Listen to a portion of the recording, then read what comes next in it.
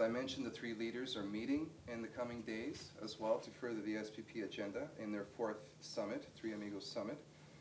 And then there's also been, as I've mentioned, this push to rebrand the SPP, and this has sort of been coming up from various sort of quarters. The Fraser Institute, there's a columnist, I forget, Barbara Yapting? From Vancouver, something like that. Anyway, basically also they're basically saying that the council's been very successful in putting a very negative stigma to the SPP. We need to rebrand it, call it something else in order to move it forward. So there is that real movement to as I say, to rebrand and call the SPP something else. And also, as I've said, the references in the newspapers to all these different sort of initiatives coming out, they've been sort of separated from any sort of context or any sort of reference to the SPP.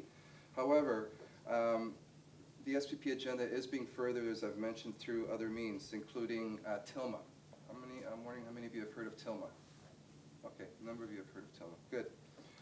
Now, TILMA is the Trade, Investment, and Labor Mobility Agreement, and it's basically an economic free trade and investment zone that has been created between Alberta and British Columbia. And that's now been signed into place and will be in full effect next year. And Ontario is very interested in signing on. And in fact, Ontario and Quebec last fall announced their own set of free trade negotiations based on a TILMA-like agreement, and we got confirmation that it will be a TILMA-like agreement because our staff met with the lead negotiator, Jim Peterson, on behalf of the McGuinty Liberals, that this agreement is going forward with Quebec. But they're not calling it TILMA, right? They're not calling it TILMA. So because they've seen how controversial, how contentious TILMA has become out west between the two provinces in terms of the grassroots rising up and trying to defeat this thing. Let me just back up a little bit here and talk a bit sort of about the larger context of TILMA.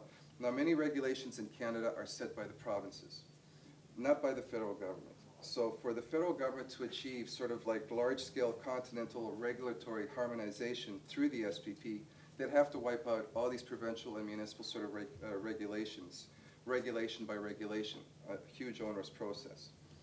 However, provincial agreements like TILMA does this very, very easily. Such agreements basically erase economic boundaries between the provinces. And what's more disturbing is that they enshrine investor rights, which gives out-of-province investors the right to sue provincial and municipal governments. And municipal governments. It's really important to remember this point as well. That if regulations are deemed sort of deleterious to their ability to make a profit, that they could sue the provincial government or the municipal government over particular regulation. So basically, this is NAFTA's Chapter 11 come down to the local level through TILMA. Okay?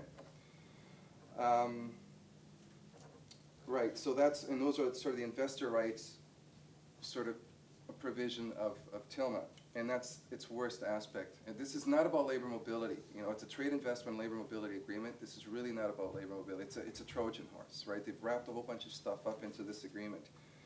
And at the very least, what this does, once municipalities find out that they could be subject to fines of up to $5 million by an investor or by the other province that have signed on to TILMA, that they could be subject to a fine like that over a regulation, whether it's the banning of pesticides or the favoring of local sort of suppliers, so procurement policies that favor local suppliers.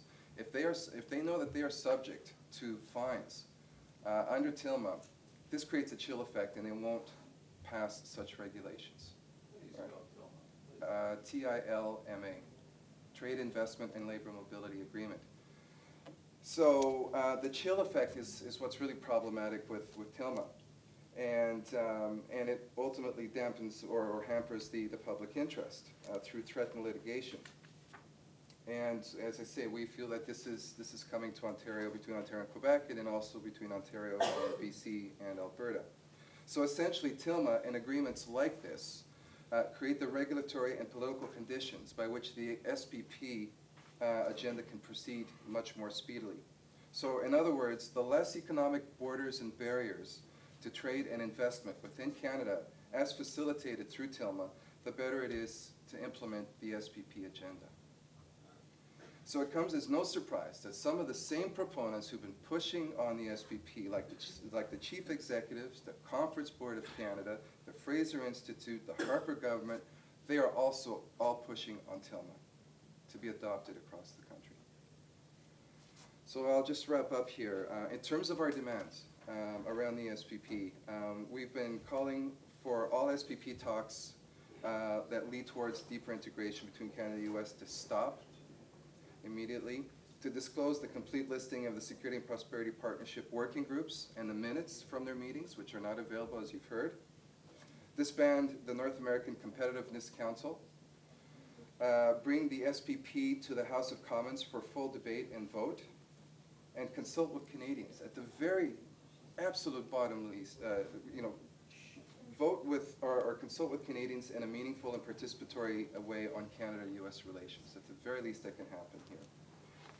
And in terms of what you can do, there's a number of things that you can do here. One, well, I mean, presumably most of you are constituents of Peggy Nash. One of the things I suggest people do is contact their MP, and clearly Peggy knows about this and has organized this evening. But that's one thing we're asking people to do, is because most MPs do not know about this. Most do not know to any sort of significant degree. Keep a close eye on the SPP summit taking place Monday and Tuesday. Check out, you can go to a number of websites, whether it's the CCPA's website or the NDP website or our website, integratethis.com or Canadians.org for further analysis coming out of the SPP summit. Also on the occasion of the summit, write a letter to the Toronto Star and the Globe and Mail about this, and make further inquiries. I mean, frame your letter however you want it, but just try and get this out there into the mainstream media as well. Talk to your friends and family about the SPP. Tomorrow I'll be interviewing Stuart True, who is our SPP researcher and basically our SPP researcher on Voices of the Movement on CIUT radio at 5 o'clock. Stuart is going to be going to New Orleans as well, so I'll be talking to him about his trip. So if you want more information around what's going on and what's going to take place at the summit, tune in tomorrow, or you can go to the website ciut.fm. You could tune in that way as well. And then also, Peter made an excellent suggestion, which was to go to the Committee on International Standing Committee on International Trade. Thank you. The Standing Committee on International Trade, and demand that the committee restart again and that they get hearings going again on the SPP. And that's a very, very, very good suggestion as well. So anyways, I'm going to stop here because I think it'll be really good for us to now engage in a discussion over the next while. So thanks very much. Thank you.